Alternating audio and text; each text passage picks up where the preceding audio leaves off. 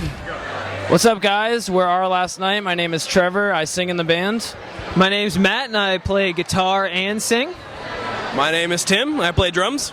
My name's Woody, and I play bass. Now, each of you, who are your musical heroes? Growing up, who really inspired you to want to do music yourself? I mean, growing up, I listened to bands, obviously, like Blink-182, Finch, Green Day, Jimmy Eat Worlds. I think Sum 41 was a big one for us. Newfound Glory, did you say that?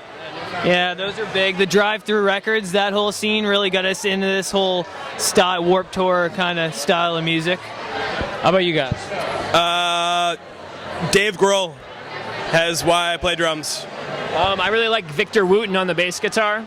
He's a fantastic bass player, but yeah, very inspiring, yeah. How did the band come together? How did you guys find each other? We've been a band for 10 years, a little over 10 years. We're brothers, so that's kind of how we met. Pretty cool. Yeah, we've been pretty long time. Woody was our neighbor growing up, so I've known him pretty much as long as I've known him. And then Tim, we used to play. He joined the band when we first signed to Epitaph in was it 2007. He just played in other local bands that we used to play with all the time, and then we needed a drummer at the time, so we asked him. He was the local drumming legend. He was the drumming god of our scene. Let's be real about that. Make sure you get a shot at Tim. And we were lucky enough to get this guy in our band. I'm lucky enough that they asked me to be in their band. But we just all met we just kind of, once we all started playing instruments, it kind of just happened naturally. Like, I think I started playing guitar. Trevor kind of he started playing drums a little bit and then started doing vocals. I think then Woody just kind of decided to play bass, and we just kind of like started jamming, I guess. It started out with just like was Crazy Train, the first kind of song we jammed out. Crazy Train is definitely the first guitar riff, like real riff.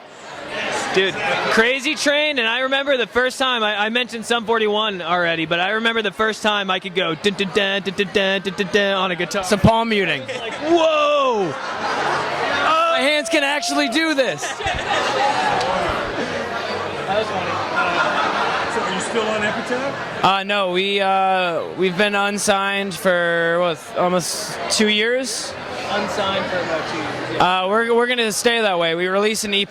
Talk about the strategies. Yeah, so The tools are out there. You don't really need a record label to wait. I think the biggest, I'll grab this right there. I think the biggest advantage to being unsigned is instead of there's nothing wrong with being signed to a label, but when you're signed to them, you have to use their resources. When you're unsigned, you can kind of grab different people that like different companies, like say a digital distributor that you like, a publicist that you like, really whatever, a booking agent that you like. You can kind of make your own team of people that you trust and you know are going to do a good job, instead of kind of being forced to use all one thing. Not that that's always bad, but I think we prefer to kind of build our own group of people that we like working with and that we trust, and it kind of inspires us to do more as a band, because we know there's not someone that's kind of looking over us and kind of trying to make everything happen. So it's kind of just more in our own hands to make everything we want happen. It also kind of inspires us to do more brainstorming on the marketing side and on the, even on the creative side, because we know it's all up to us at the end of the day.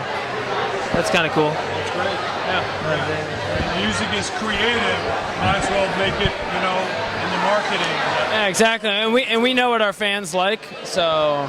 We're talking to our fans every day on Twitter and Instagram and knowing what their feedback is, and then it's directly up to us to come up with marketing plans and release dates, and we know what's going to cater to them, I guess, because that's what it's all about. That's great. Definitely. How do you prepare for the work tour? It's crazy.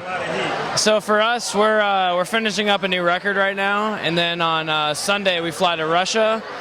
We have 8 shows in Russia. Then we go to UK and mainland Europe for a month, and then we go to Southeast Asia, and then we're only home for a week before Warped Tour starts.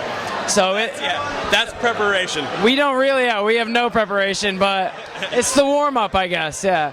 Because if we can make it through that, we can definitely make it through Warped Tour. Music is an international language, but how are you hooking up these contacts around the world? I guess like a lot of them are. I mean, we have an overseas booking agent that's in charge of getting us all the European shows. But like the Russian promoter we've worked with before, he kind of, I think, randomly emailed us years ago, and we went there once. And now he's like seeing more, I guess, kind of hype for our band in Russia. So he has invited us back. It kind of all just happened to work out where we could go to Russia, and then Europe made sense because when you're playing Warped Tour, you're not supposed to tour in the United States for a certain amount period before. So it just makes sense to go overseas right before Warped Tour. That's great. Yeah. And even though music is a universal language, there's different languages, cultures, and food. What's the hardest thing to get used to when you travel these faraway places like Russia?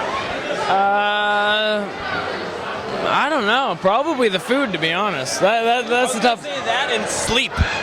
Finding the time to actually sleep. Yeah. It's, Weird time zones, weird places to sleep. I think communicating with the fans. So when you meet a fan, I mean, there's a huge, it depends what country, but like Russia, for example, huge language barrier. And they have so much to say to you, and you have so much to say to them, but like a lot of times, you can't really communicate. We've been to Russia once. A lot of them are like crazy artists. For some reason, we noticed in Russia, tons of our fans brought us like drawings and like things they wrote and like crazy art, sculptures and stuff. So maybe that's a way for them to kind of communicate with us just by kind of making something for us, which is pretty awesome. It's also crazy not really being able to speak to them like a conversation, but you can hear them over like our music, like singing all of the words, like in our language. Yeah, it's crazy. Yeah, it's wild. Yeah. Now we're going to go down the line. What advice do you give to the young bands, young musicians, or creative types that want to do this business? They want to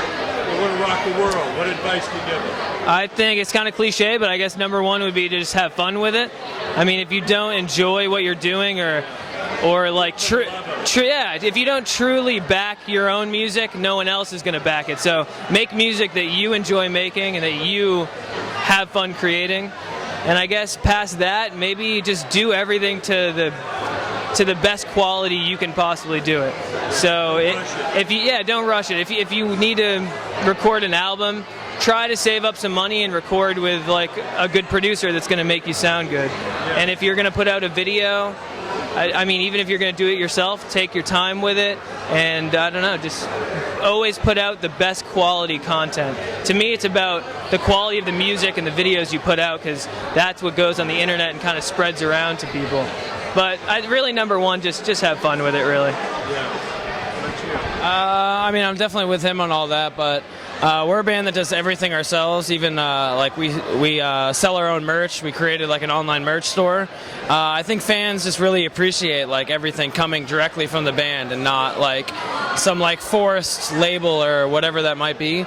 It's just communicating with your fans too, and like building a serious relationship with them, so they feel like you guys are actually really close and like you know them, even through like Twitter or whatever.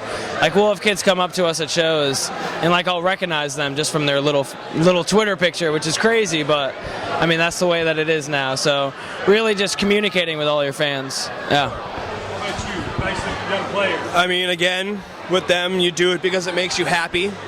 But don't be afraid to make mistakes is a big thing. I feel like Take risks. Exactly. A lot of bands just try to play it safe. And not even with bands, just every aspect of life. You know, don't be afraid to take that step. Maybe people won't like it. Maybe people will like it. You're never going to know if you don't take the opportunity to try it when it's presented to you. And I mean, you know, if it ends up being a mistake, then you made a mistake. But you know, it didn't end what you're doing. You're still going to be there. You're still going to love what you do, and you have every chance to learn from your mistakes from before. So yeah, I mean, that's I would just say you can't fail unless you quit. So if you love doing what you do, you're going to be successful, and just take every experience as a learning experience, kind of like what everyone has said, that you learn as you go, and you essentially get stronger as you go. So just do what you love. That's the best. So. Thanks so much, guys. Yeah, thank you. very much. Yeah, thank you very much.